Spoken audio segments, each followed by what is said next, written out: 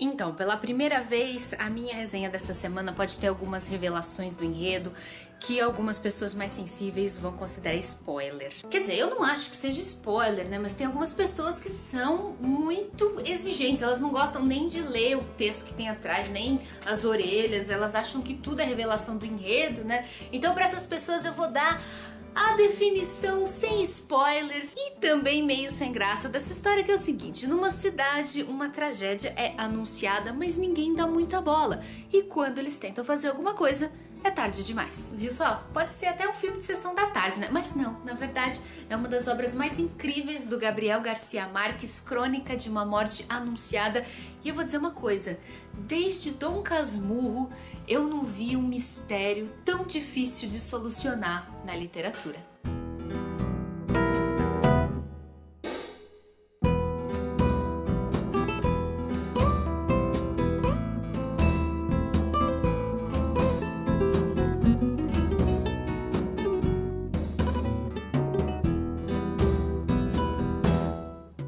Crônica de uma Morte Anunciada, um livro que foi publicado em 1981 e já saiu logo de cara com uma tiragem de 1 milhão de exemplares para a América Latina.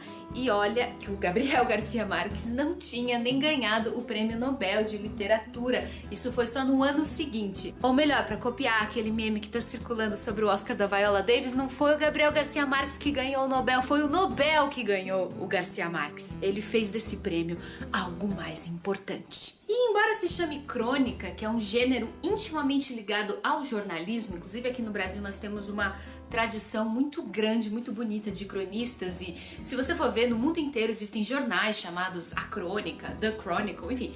Apesar de ser um gênero ligado ao jornalismo, esse livro tá muito mais para um romance do que para uma crônica. O que acontece é que ele dialoga com o jornalismo na medida em que ele lida com fatos reais e ele parodia a linguagem jornalística. Então o negócio é o seguinte: no começo dos anos 50 do século passado, num povoado muito pequeno, perto da costa norte da Colômbia, próximo da fronteira com a Venezuela, que foi a região onde nasceu Gabriel Garcia Marques, um crime horroroso choca a população. Um rapaz de origem árabe chamado Santiago Nassar, que era jovem, bonito, cheio de amigos, com uma certa fortuna, porque filho de um dono de terras, ele é morto a facadas na porta da casa dele, com o resto da população observando. Acontece que ele tinha sido apontado como responsável por tirar a virgindade de uma moça do povoado, uma moça chamada Ângela, que estava prestes a se casar, enfim, se casou, e depois do casamento o noivo verificou que ela não era mais virgem.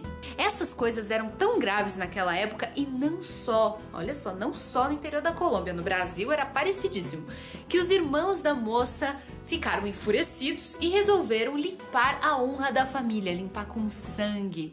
E olha que eles eram muito amigos do tal do Santiago. A questão é que eles saíram dizendo o que eles iam fazer pra todo mundo na cidade. Então eles pegaram 2 facas de matar porco, porque era isso que eles faziam na vida, né? Eles eram carniceiros. Pegaram 2 facas e saíram avisando pra todo mundo: olha só, a gente vai matar o Santiago. Ó, esse Santiago é um homem morto. Olha só, ele vai morrer. E mesmo assim, ninguém faz nada. E mesmo quem tentou fazer alguma coisa falhou.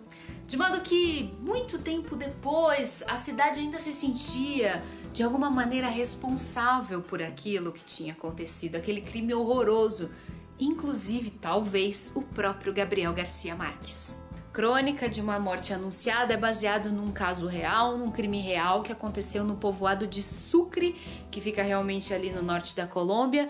Era a cidade onde o Garcia Marques morava, onde a família dele morava. Sim, eu sei, você também deve saber que o Gabriel Garcia Marques nasceu em Aracataca, que é uma cidade que ficou famosa porque inspirou a cidade de Macondo em 100 Anos de Solidão. Mas eles se mudaram, a família Garcia Marques, para Sucre quando o Gabriel tinha uns 10 anos mais ou menos. Por isso, ele não apenas conhecia as pessoas que se envolveram naquele caso, como ele era amigo de infância da maioria delas. Naquela altura, no começo dos anos 50, quando o Garcia Marques tinha mais ou menos essa cara, ele já não morava mais em Sucre, ele já trabalhava como jornalista em outras cidades grandes da Colômbia, como Bogotá e Barranquilha, mas ele voltava sempre para Sucre durante as férias e tudo mais, e então ele estava mais ou menos na região quando aconteceu esse crime horroroso. Por isso ele estrutura a narrativa de uma maneira que mistura um relato pessoal de uma pessoa que viu todos os acontecimentos, que esteve envolvida na maioria deles, com uma investigação jornalística feita 30 anos depois. Ele escreveu isso aqui nos anos 80, né? 30 anos de distância,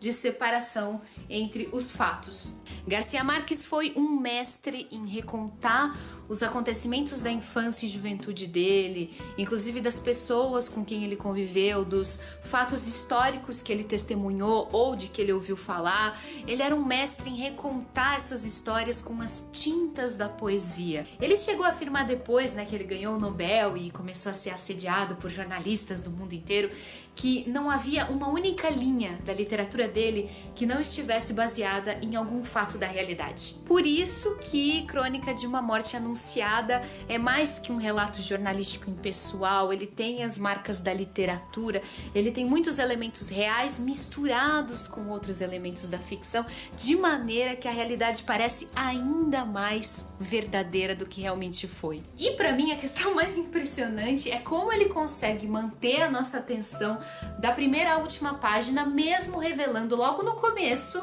isso tudo que eu falei pra vocês. Ele revela quem vai morrer, ele revela quem são os assassinos, ele revela até o motivo da morte, e mesmo assim a gente fica preso na narrativa querendo ler até o final. É por isso que eu não acho que nada disso que eu falei tenha sido spoiler, porque o livro é muito mais do que descobrir quem matou e por que morreu. O livro tem mistérios espalhados que são muito mais interessantes e muito mais difíceis de solucionar. A minha vontade, assim que eu terminei o livro, assim que eu acabei a última página, era de voltar para a primeira, para começar a reler tudo de novo, para ver quais foram os detalhes que eu perdi, para responder as perguntas que estavam pipocando na minha cabeça. A primeira, a mais óbvia de todas: será que o Santiago tirou mesmo a virgindade da Ângela? Ou será que ela falou isso pra proteger alguém? Ou será que ela falou isso pra se vingar dele? Ou qualquer outro motivo? Por que os moradores da cidade foram tão negligentes? Olha só, era uma cidade pequenininha, com algumas pessoas, todo mundo se conhecia desde a infância.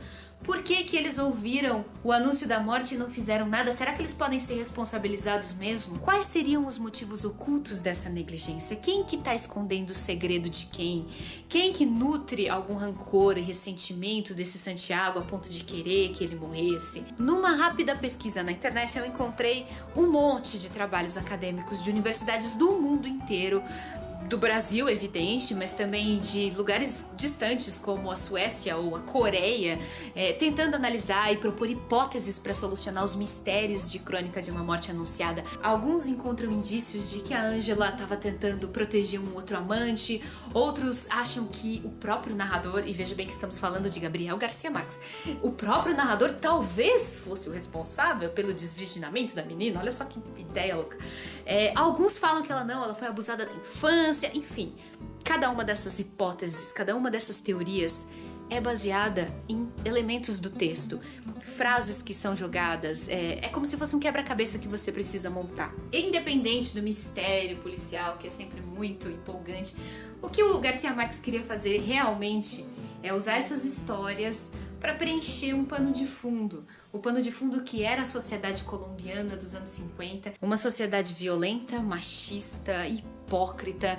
Ele faz críticas muito duras à administração da cidade, à polícia, à postura do padre da cidade. Ele escancara como que é hipócrita um povoado pequenininho que considerava inaceitável uma moça de família ter uma relação sexual antes do casamento e, no entanto, achava aceitável, fechava os olhos para uma série de outros abusos sexuais de mulheres, principalmente meninas negras, pobres, enfim. Apesar de ser tão curtinho, a gente pode ler em 2, 3 dias ou até mais rápido, as discussões e os mistérios levantados por esse livro são imensos, eles não acabam, a gente pode ficar discutindo por horas, que a gente encontra mais hipóteses, mais teorias. Com toda certeza, a partir de agora vai ser esse livro que eu vou indicar toda vez que alguém me perguntar, né, que livro que eu começo a ler. Eu que nunca li nada do Gabriel Garcia Marques, a partir de agora eu vou indicar Crônica de uma Morte Anunciada, que eu vou deixar o link aqui embaixo da Amazon e também de outras livrarias. Você sabe que comprando aqui embaixo usando esses links,